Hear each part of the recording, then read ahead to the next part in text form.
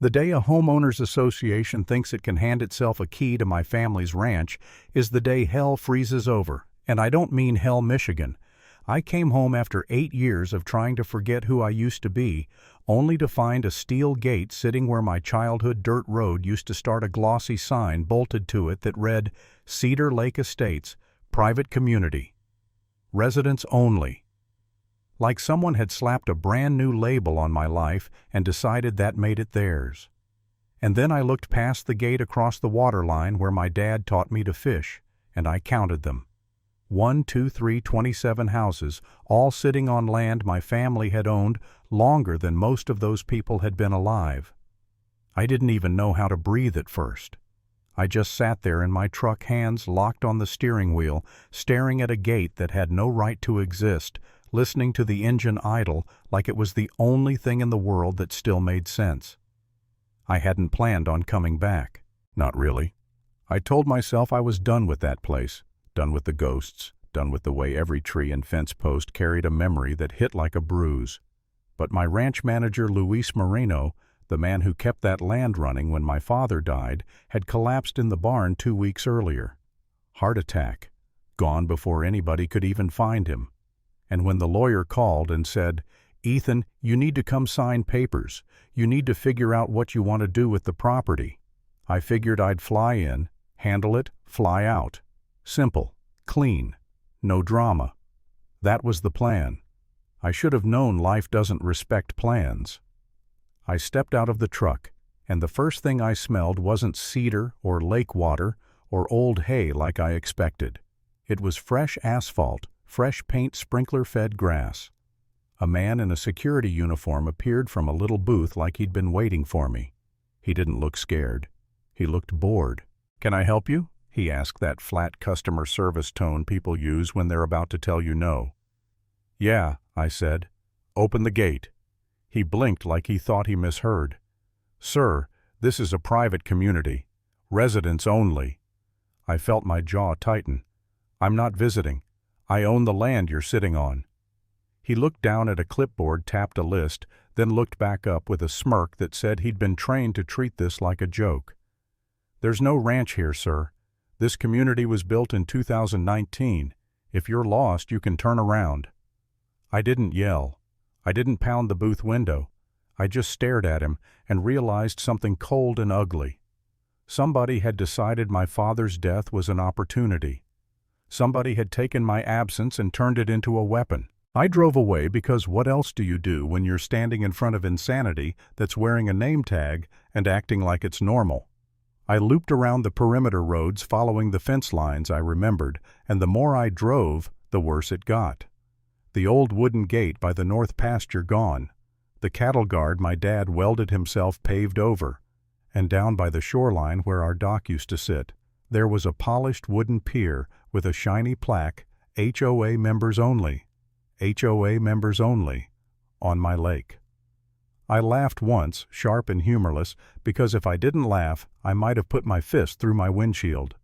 27 houses, fresh stucco, neat driveways, backyard grills, kids' bikes tipped over in the grass. It looked like a brochure, like a commercial, like a lie so expensive it expected you to stop asking questions. So I went to the county clerk's office because that's what you do when reality starts wobbling. You look for paper to hold it steady. The woman at the front desk smiled until I said my name, Ethan Walker. I told her, and the smile slid off her face like it couldn't stay up there anymore. She didn't make a big show. She didn't say, "Oh my God." She just said, "One moment," and disappeared into the back. When she returned, it was with an older woman, Linda Harper, her badge said, who didn't speak to me like I was a stranger. She spoke to me like I was a fire alarm. "Mr. Walker," she said quietly, "please come with me." She led me into a small office, closed the door, and laid a file down on the table like it weighed 100 pounds. "This," she said, tapping the top page, "is the deed transfer that allowed Pierce Development Group to purchase a portion of Walker Ranch." I stared at the date. October 2018. My throat went tight. "My father died in 2016, I said. Linda's eyes didn't move. "I know. I flipped the page, saw the signature, my dad's name written in a neat slant that looked like his until you really looked. Until you saw it was too steady, too practiced, like someone had traced a memory. "This is fake," I whispered, and the word came out like I'd swallowed glass. Linda nodded once. The notary listed on the document passed away, before the notarization date. She didn't say it dramatically. She said it like a fact you'd read on a thermometer. Dead notary. Dead signer.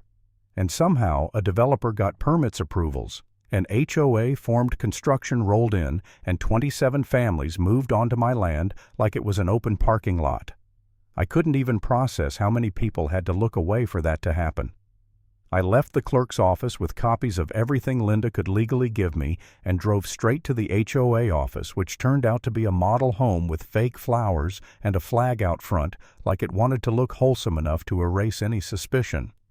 Inside, the air smelled like cinnamon candles and authority. Behind a desk sat Tracy Whitman, HOA president, the kind of woman who wore a blazer like it was armor and smiled like she was biting down on a secret.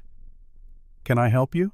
she said, even though her eyes did that quick scan shoes, watch posture like she was already deciding what box to put me in. I placed the deed copies on her desk and slid them forward. "Tracy," I said, keeping my voice level, "these documents say my father sold this land in 2018.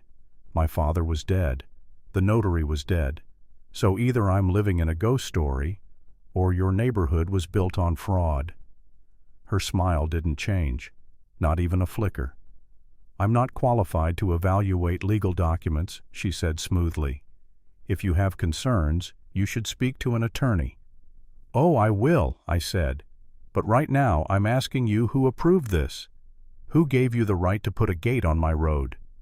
Tracy leaned back in her chair like she had all the time in the world. "The road is community access," she said. "It's managed by the association.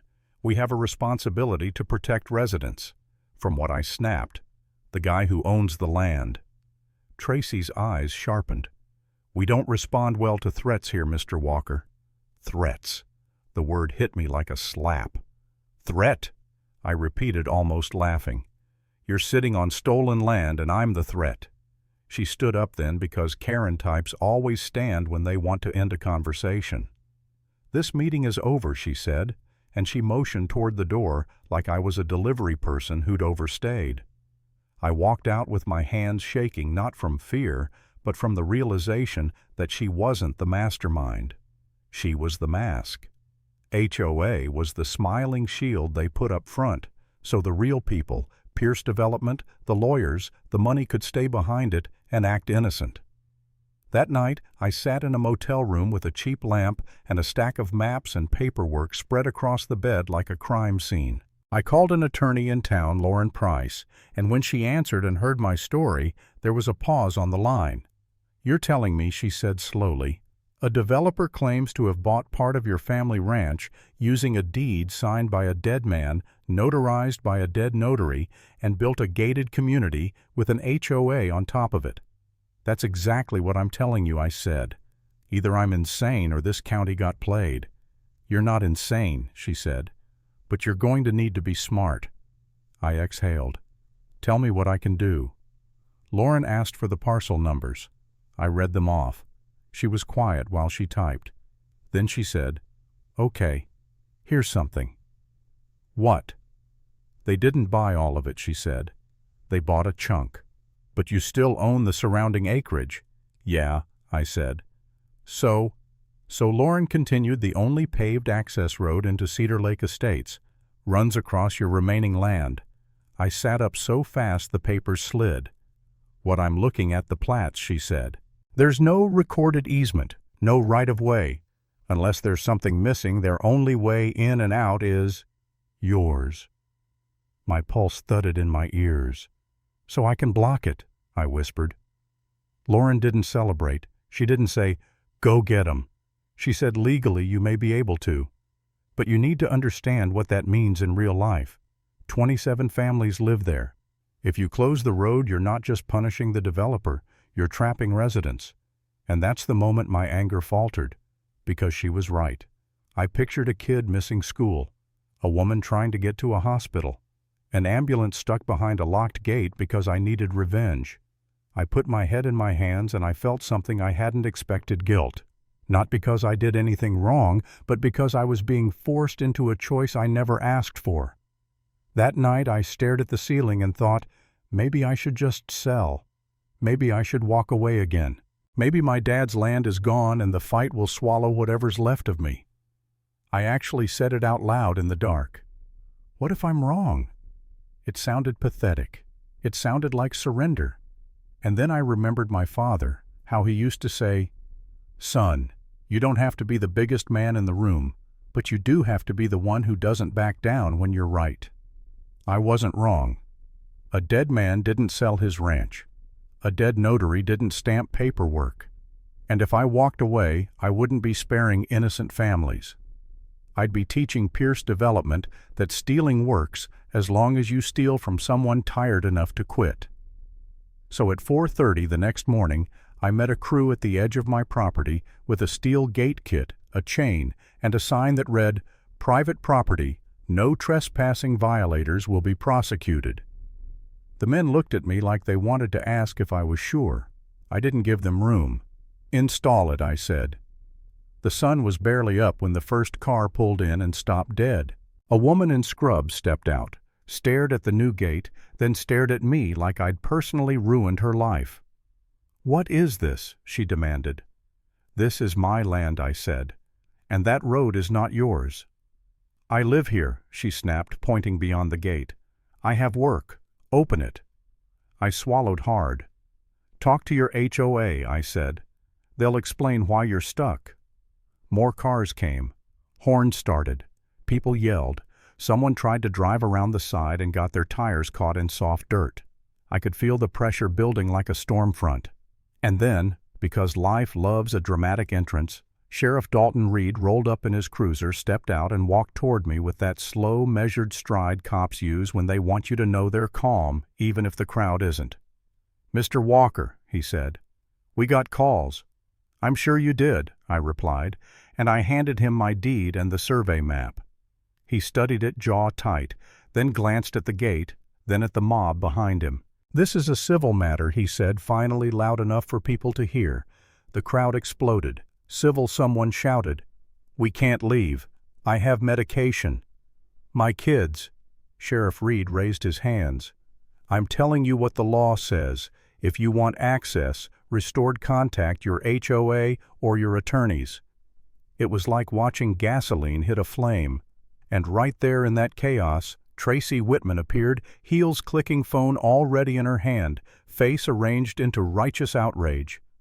"This is illegal," she barked at me, as if she hadn't spent years benefiting from illegal. "You can't block residents from their homes." "I'm not blocking residents," I said, keeping my voice low. "I'm blocking trespassers from crossing my property without an easement." "We have an easement," she snapped. "Show it," I said. Tracy's mouth opened-closed. "Our legal counsel." "Show it." She glared. "You're going to regret this," she said. "You're going to be sued into the ground. Tell Pierce Development." "I'll see them in court," I said. And like she'd summoned him with her tantrum, a black Mercedes rolled up and a man stepped out who looked like he'd never carried anything heavier than a lawsuit. Bradford Pierce. He walked straight toward me, ignoring the residents, ignoring the sheriff eyes locked on me like I was a stain he planned to scrub out. "Ethan Walker," he said, voice smooth as oil. "You're making a very expensive mistake." I laughed once because the absurdity was almost art. "Funny," I said. "That's what I was thinking when I saw a dead man's signature on your deed." His eyes narrowed. "Careful," he warned. "I will bury you in litigation." My hands were still shaking, but my voice didn't. "Bring your lawyers," I said, "and bring whoever edited county records at 2 a.m. That got him. Just a flicker. His confidence stuttered for half a second like a mask slipping. He recovered fast, but I saw it. I saw the moment he realized I wasn't going to be intimidated into silence. Over the next days, the pressure came hard. HOA emails, threat letters, residents begging, residents screaming. A pastor named Mark Bennett showed up and stood quietly by my fence line until I walked over. He didn't yell. He didn't threaten. He just said, "We didn't know, Ethan. We were told it was legitimate. My congregation has seniors, people who need dialysis, kids with asthma. We're trapped in the middle. I wanted to hate him because it would have been easier, but I couldn't. I don't want to hurt anyone," I admitted, voice rough. "But if I open this gate like nothing happened, Pierce wins, and then he'll do it again to someone else." The pastor nodded slowly. "Then make sure the right people pay," he said, "not the families." That night I didn't sleep. I kept thinking about an ambulance, kept picturing worst-case scenarios, and for a moment I swear I almost went out there and unlocked the chain just to stop the knot in my chest from tightening any further. I stood in the dark with the key in my hand and whispered, "What if I'm the villain?" My throat burned. Then my phone buzzed. It was Lauren. "Ethan," she said, "I found something." I gripped the phone. "Tell me." "The county has a paper copy of the deed file," she said. 4 pages. No notarization page, no witness signatures. But the digital version 6 pages. The missing pages magically appear in the system. And get this, there's a log entry. The file was modified at 2:14 a.m. under a contractor account tied to the digitization project. I went cold. That means someone inserted pages. Exactly, Lauren said. This isn't just civil fraud anymore. This is tampering with government records. Computer fraud. Conspiracy. I stared at the key in my palm, then closed my fist around it. My doubt didn't disappear, but it changed shape. It wasn't, "What if I'm wrong?" It became, "If I quit now, I'm letting them erase the truth." So we went to court. Pierce's attorney tried to paint me like a monster, like a selfish landowner holding families hostage. Tracy sat behind them with her arms crossed, nodding dramatically like she was auditioning for a daytime courtroom show. Lauren stood up with calm fury and laid out the facts. Dead signer, dead notary, missing pages, log entries, the contractor account, the pattern. The judge's expression shifted inch by inch from skepticism to something sharper. When Pierce's attorney demanded an emergency order forcing me to open the road permanently, the judge denied it. At this time, she said, "I'm not granting the restraining order requested. However, Mr. Walker will allow emergency services access as needed pending further review." Pierce's jaw clenched so hard I thought his teeth might crack. Tracy's eyes darted suddenly, not so confident. And I felt a tiny flicker of something I hadn't felt in years. Control. Not joy. Not celebration. Just the knowledge that the lie wasn't untouchable anymore. Then it moved fast. Too fast for Pierce to buy his way out, because once you start messing with county systems, you don't just make enemies, you light up alarms. Federal agents got involved. Subpoenas went out. People who'd been comfortable ignoring my complaints suddenly became very interested in protecting their own careers. And one morning, as I stood by the lake watching the water ripple against the shore, my phone rang again. Lauren's voice was quiet, satisfied in a way she usually didn't allow herself to sound. "They signed it," she said. "Signed what?" "The warrants," she replied. "They're going in." I didn't speak. I just stared at the lake. My lake, remembering the dock my father built with his own hands, remembering Luis laughing as he taught me how to fix a fence post without complaining, remembering the way I'd avoided coming back because I couldn't stand the pain. Turns out the pain didn't disappear when I ran. It just waited for me. Later that day I drove into town and saw it with my own eyes. Pierce Development Headquarters, glass doors, shiny logo. And Bradford Pierce being escorted out between 2 agents, wrists cuffed behind his back, face tight with disbelief, like his money had failed him for the first time in his life. The cameras were there. People were whispering. Tracy Whitman stood off to the side, pale phone pressed to her ear, and for once she had nothing to say. No speech, no authority, no as per the bylaws. Just silence. Pierce looked up as they guided him past the curb, and his eyes met mine for a second. There was rage there. There was fear. But there was also something else. The realization that he couldn't charm or threaten his way out of consequences. He'd built 27 homes on a lie hid behind an HOA like it was a shield, and thought the man he stole from wouldn't have the spine to fight back.